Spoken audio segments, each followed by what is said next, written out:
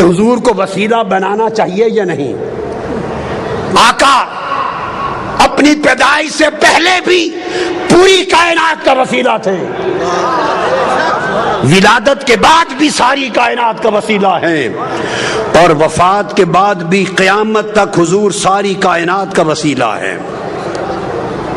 آپ سمجھے میری بات؟ اور یہ خیال کہ توسل کا کوئی بیان نہیں ہے عقیدہ دین میں اور توحید میں، یہ بھی انکار۔ وسیلہ کا لفظ کسی نے نہیں کھڑا، خود وسیلہ کا لفظ قرآن نے دیا ہے، اور ارشاد فرمایا گیا یا ایھا الذین آمنوا اتقوا اللہ وابتغوا الیہ الوسیلہ وجاہدوا فی سبیلہ لعلکم تفلحون۔ ایمان والو اللہ سے ڈرو اور اللہ کا قرب پانے کے لیے اس تک کوئی وسیلہ تلاش کرو۔ سورہ مائدہ آیت نمبر 35۔ پھر اللہ پاک نے فرمایا اولئک الذین یدعون یبتغون الی ربہم الوسیلہ ایہم اقرب ویرجون رحمتہ۔ یہ لوگ جو پوجا کرتے، عبادت کرتے ہیں، کچھ لوگ ملائکہ کی، فرشتوں کی پوجا کرتے ہیں، کچھ لوگ جنات کی کرتے تھے، کچھ لوگ حضرت عیسیٰ کی، کچھ حضرت عزیر کی، کچھ ان کے بت بنا کے پوجا کرتے۔ قرآن نے کہا جن کی یہ عبادت کرتے ہیں، خواہ وہ حضرت عیسیٰ ہیں یا حضرت عزیر، خواہ وہ جنات ہیں یا ملائکہ جن کے بت بنا کے عبادت کرتے ہیں، قرآن نے کہا ان کا اپنا عالم یہ ہے کہ یبتغون الی ربہم الوسیلہ، وہ خود خدا کا قرب چاہنے کے لیے وسیلہ تلاش کرتے ہیں۔ ایہم اقرب، کہ کون خدا کے زیادہ قریب ہے تاکہ اسے وسیلہ بنائے اور خدا کا قرب پالے۔ تو قرآن مجید نے اللہ کے مقرب بندوں کو وسیلہ بنانا قرآن نے نص کے ذریعے واجب بنا دیا۔ ارے وسیلے کو عقیدہ توحید کے خلاف سمجھنا یہ قرآن کا انکار اور شریعت قرآنی کی سے جہالت۔ پوچھو حضرت یوسف علیہ السلام سے، جب ان کے والد حضرت یعقوب علیہ السلام کی بینائی چلی گئی تھی اور ان کے 11 بھائی حاضر ہوئے مصر میں، جب وہ وزیر تھے، بادشاہ تھے مصر کے، اور بتایا کہ حضرت یعقوب آپ کے والد آپ کے غم میں، جب ملاقات ہو گئی تھی، غم میں رو رو کے بینائی دے بیٹھے۔ اب قرآن کہتا ہے چلی گئی تو کیا کرتے؟ یوسف علیہ السلام ہاتھ اٹھا کے دعا کرتے، عرض کرتے باری تعالیٰ میرے والد حضرت یعقوب کی بینائی لوٹا دے۔ آج صرف یہی طریقہ بتایا جاتا ہے نا، صرف یہ۔ تو یوسف علیہ السلام نے یہ کام نہیں کیا، کر سکتے تھے۔ اللہ کے پیغمبر سے بہتر توحید کو کون جانتا ہے؟ کرتے باری تعالیٰ میرے باپ یعقوب کو بینائی دے دے۔ حضرت یعقوب علیہ السلام خود نبی ہیں، خود نبی، وہ خود دعا کرتے مولا مجھے بینائی دے دے۔ نہ حضرت یعقوب نے خود براہ راست دعا کی، نہ حضرت یوسف علیہ السلام نے کی۔ تو کیا کیا؟ جب پتا چلا کہ بینائی چلی گئی، اپنا قمیض اتار کے دے دیا۔ قمیض اتار کر قرآن کہتا ہے اذهبوا بقمیصی ھذا فالقوه علی وجه ابیات بصیرا فلما ان جاء البشیر فالقاه علی وجهه فارتد بصیرا۔ اپنا قمیض اتارا جو حضرت ابراہیم علیہ السلام کے وقت سے ان کے پاس چلا آتا تھا، اتار کے قمیض دیا اور کہا یہ میرا قمیض میرے والد حضرت یعقوب کے چہرے آنکھوں پہ رکھنا، اس کے وسیلے سے بینائی آ جائے گی۔ قرآن بول رہا ہوں، پر وہ قرآن بتاتا ہے کہ جب وہ قمیض لے کے بھائی آیا، حضرت یعقوب کے چہرے پہ رکھا، حضرت یوسف کے قمیض کے وسیلے سے بینائی لوٹ آئی۔ اب وسیلے کا انکار کرنا دو پیغمبروں کی سنت کا انکار ہے اور قرآن مجید کی نص کا انکار ہے۔ یہ کیسی جاہلانہ توحید ہے جو تمہیں وسیلے سے دور لے جا رہی ہے۔ ارے وسیلہ مصطفیٰ کے بغیر تو آپ کے ہمارے باپ حضرت آدم کی توبہ بھی قبول نہ ہوتی۔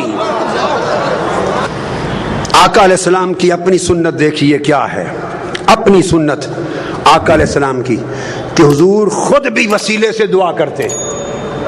سبحان اللہ۔ میں آپ کو حدیث دے رہا ہوں، اور یہ حدیث دے رہا ہوں، آج تک کسی محدث نے آقا کی اس دعا کی روایت کو رد نہیں کیا، رد نہیں کیا۔ اور وہ دعا کیا ہے کہ سیدنا علی المرتضیٰ کرم اللہ وجہہ الکریم کی والدہ ماجدہ جب وفات پا گئیں، حضرت فاطمہ بنت اسد بن ہاشم آقا علیہ السلام کی چچی تھی، پالا تھا، پیار کیا تھا، وفات ہو گئی جب تو آقا کو بڑا غم تھا، ان کی قبر کھودی مولا علی المرتضیٰ کی والدہ حضرت فاطمہ بنت اسد، جب قبر کھودی تو آقا علیہ السلام خود قبر میں لیٹ گئے، پھر ان کو لحد میں اتارا گیا، لحد میں اتار کر جب اتار چکے تو آقا علیہ السلام نے خود قبر پہ کھڑے ہو کے دعا کی۔ اب جو دعائے مصطفیٰ حضرت فاطمہ بنت اسد ام علی مرتضیٰ کی قبر پر آقا نے کی ہے، وہ دعا سنیے۔ اس کے بعد وسیلہ مصطفیٰ کا انکار کرنا، اس کو چاہیے کہ دین اسلام چھوڑ دے، وہ بے ایمان۔ کسی محدث نے اس کو رد نہیں کیا۔ آپ نے دعا کی، اور دعا کی اللہم اللذیم، اللہ الذی یحیی و یمیت وہو حی لا یموت اغفر لأمی فاطمہ بنت اسد ولقنہا حجتہا۔ اے اللہ جو زندہ اور سلامت ہے اور قائم و دائم ہے، جو فوت نہیں ہوتا، میری ماں فاطمہ بن اسد کی بخشش فرما، اس کو اس کے کلمہ کی تلقین فرما، اور آگے وَوَسِّعْ عَلَيْهَا مَدْخَلَهَا، اس کی قبر کو اس پر وسیع کر دے۔ آقا علیہ السلام دعا کر رہے ہیں، فرمایا وَسِّعْ عَلَيْهَا مَدْخَلَهَا بِحَقِّ نَبِيِّكَ، بالا باری تعالیٰ تجھے میرا واسطہ، میرا وسیلہ، محمد مصطفیٰ کا وسیلہ، اس کی قبر کو وسیع کر دے۔ والانبیاء الذین من قبلی، اور ان سب نبیوں کا واسطہ، وسیلہ جو مجھ سے پہلے ہوئے۔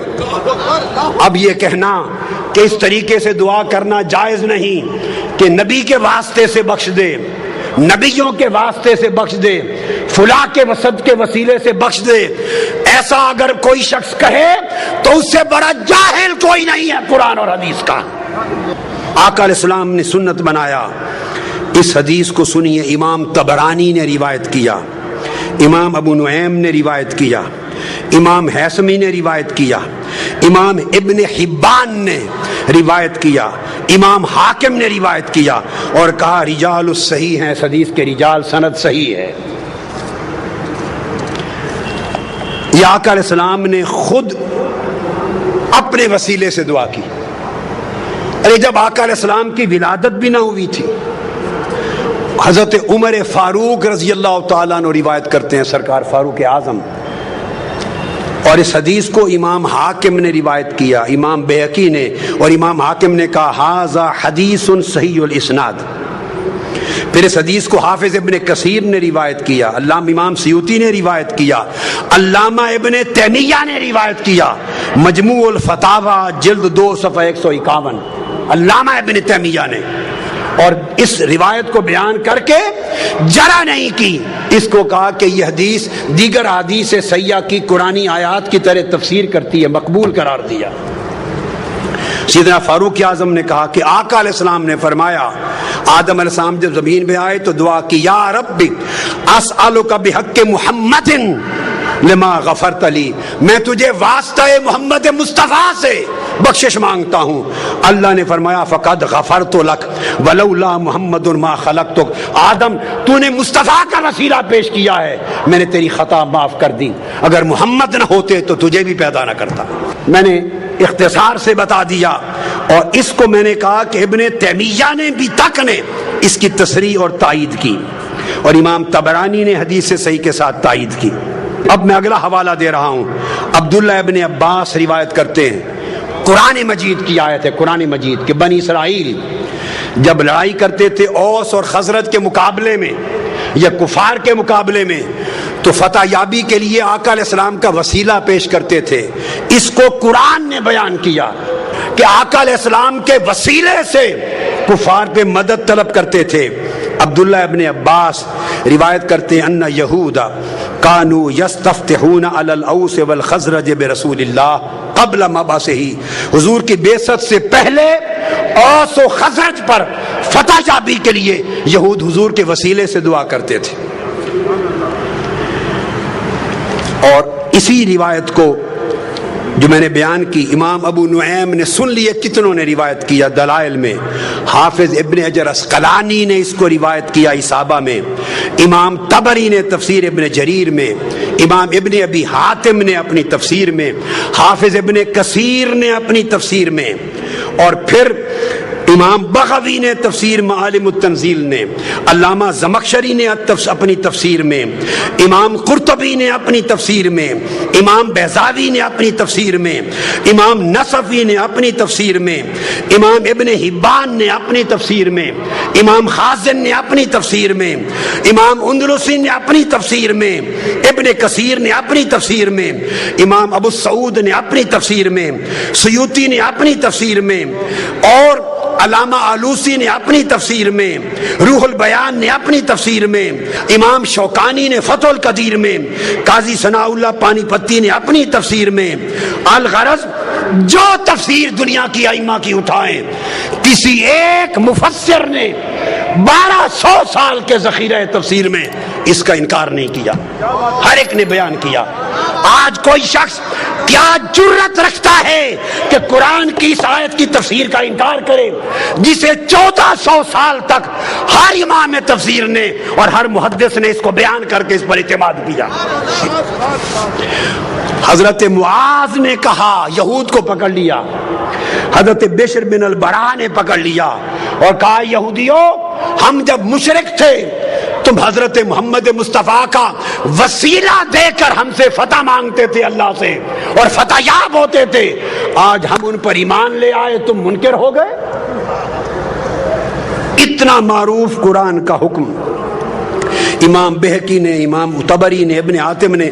الغرض اگر میں 500 کتب کا حوالہ دوں تو 1200 سال میں 500 تفسیریں حدیثیں پر جائیں۔ کون انکار کر سکتا ہے سوائے اس شخص کے جو جاہل ہے، جس نے عربی کتابیں کبھی کھول کے نہیں دیکھی، جس کو 2 سطریں پڑھنی نہیں آتی اور وہ لوگوں کے سامنے عقیدہ بیان کرتا ہے۔ پھر اس کے بعد آقا علیہ السلام نے حکم دیا، جو تو عمل تھے۔ حضور علیہ السلام کی بارگاہ میں ایک نابینا شخص آیا، عثمان بن حنیف روایت کرتے ہیں، عرض کیا یا رسول اللہ میں نابینا ہو گیا ہوں، دعا کر دے میری بینائی آ جائے۔ مختصر کر رہا ہوں۔ آقا نے فرمایا چھوڑ دوں آخرت کے لیے اچھا ہے یا کر دوں؟ نہیں آقا دعا کر دے ٹھیک ہو جاؤں۔ میرے آقا نے فرمایا پھر میں دعا نہیں کرتا، تمہیں دعا سکھاتا ہوں تاکہ قیامت تک میری امت کو دعائے وسیلہ مل جائے۔ دعائے وسیلہ تاجدار کائنات نے سکھائی۔ کون ہے مصطفیٰ کی سکھلائی ہوئی دعائے وسیلہ کا جو انکار کرے؟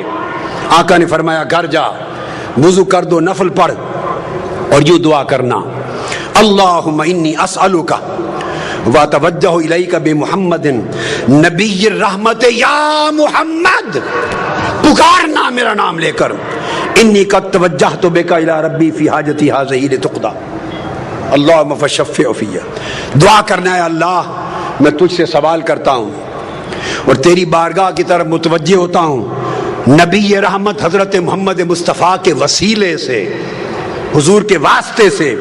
یہ کہہ کر آقا نے فرمایا پھر مجھے پکارنا، کہنا یا محمد۔ آج لوگ کہتے ہیں کہ حضور کو پکارنا جائز نہیں۔ ارے جائز ناجائز کی شریعت آپ نے اور میں نے بنائی ہے، جائز ناجائز والی شریعت مصطفیٰ نے بنائی ہے۔ یہ حق نہ تجھے ہے نہ مجھے ہے، یہ حق مصطفیٰ کو ہے۔ مصطفیٰ خود فرمائیں گھر جا کے دعا کر کے مجھے پکار کے کہنا یا محمد۔ تم حضور کے منکر ہو۔ یہ کہہ کر انہوں نے دعا کی یا محمد، آپ کے وسیلے سے اللہ سے مانگتا ہوں۔ تو پھر حدیث پاک میں آتا ہے آگے اس نے حضور کے وسیلے سے دعا مانگی. عثمان بن حنیف کہتے ہیں ابھی ہم بیٹھے ہی تھے, مجلس ختم نہ ہوئی تھی کہ وہ شخص بینا ہو کر پلٹ کر آ گیا مصطفیٰ کی بارگاہ میں. حضور کے وسیلے سے دعا مانگنے کی دیر تھی کہ بینا ہی لوٹ آئی. یہ حضور کی حیات پاک تھی. اب بعض لوگ یہ کہتے ہیں کہ وفات کے بعد حضور کو نہیں پکارنا چاہیے, اور وفات کے بعد آج حضور سے نہیں مانگنا چاہیے, وفات کے بعد حضور کا کوئی وسیلہ نہیں. ارے خدا کے بندو, اپنے من گھڑت دین کو لوگوں کو بیان کر کے گمراہ نہ کرو, وہ دین بیان کرو جو مصطفیٰ نے سکھایا ہے. اب یہی حدیث امام طبرانی روایت کرتے ہیں, اور امام بیہقی روایت کرتے ہیں, امام منذری روایت کرتے ہیں, اور لکھتے ہیں حاذل حدیث حدیث صحیح. کوئی یہ نہ کہے کہ حدیث ضعیف دے رہا ہوں. ائمہ نے حدیث کو صحیح لکھا. کہتے ہیں وہی شخص حضرت عثمان غنی کا زمانہ تھا, وہ حیات تھا, وہ جس کی بینائی لوٹ آئی تھی حضور کے وسیلے والی دعا سے. ایک اور شخص تھا, اس کو کوئی کام تھا سیدنا عثمان غنی کے بعد. وہ بار بار جاتا, دروازے کے بواب اسے ملنے نہ دیتے, اس کی حاجت پوری نہ ہوتی, وہ پریشان ہو گیا. اچانک اس کی ملاقات عثمان بن حنیف والی روایت میں, وہ جو نابینا تھا, حدیث الدریر, جو بینا ہو گیا تھا حضور کے وسیلے سے, اس سے ہو گئی. اس نے کہا آؤ گھر جا کے یہ دعا پڑھو اور حضور کو پکارو یا محمد. آقا علیہ السلام کا دور گزر گیا, سیدنا عثمان غنی کا زمانہ ہے. اس نے پھر دعائے وسیلہ پڑھی, یا محمد پکارا. پکار کے پلٹا, سیدنا عثمان غنی کے دروازے پر گیا ہی تھا, جو بواب اسے کھڑا نہیں ہونے دیتا تھا, اس نے بازو پکڑا اور عثمان غنی کی کرسی کے ساتھ. اور محدثین فرماتے ہیں کہ اس سے ثابت ہوا کہ قیامت تک جب حاجت ہو تو وسیلہ مصطفیٰ کی ان کلمات کے ساتھ دعا کی جائے.